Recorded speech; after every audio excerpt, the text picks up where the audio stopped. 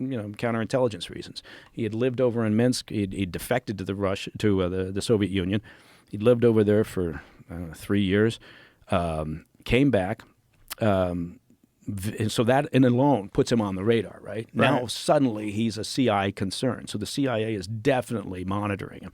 And then he goes down to Mexico. He goes to the Cuban and Soviet embassies, right? He's desperate to get involved in the revolution, even though he's the Soviets by that time had decided he's a complete loser.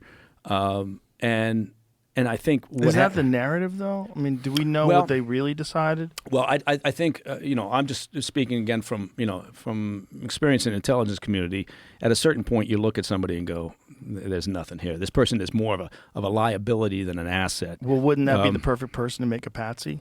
Well, unless they decided the guy is just unstable. Look, I mean, reportedly he was finally granted permission to exist in the Soviet Union after he tried to kill himself. When they said they were going to send him back, he couldn't stay there. Right? How did he try to kill himself? What did he do? No idea. I don't know that part of it, but I think so my point is that I think he was on the radar, and I think what happened was, in the documents we may find that the CIA, at the time, was not proactive enough, and they didn't work well with the FBI. There was real friction between those two.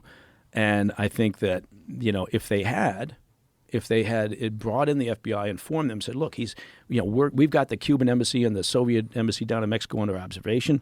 We've had this guy on our radar for some time. He's now come back to Dallas and New Orleans. He's back in the States. We've got to keep an eye on him. Right? I think if they had done that, maybe history changes. But I don't think they did, obviously.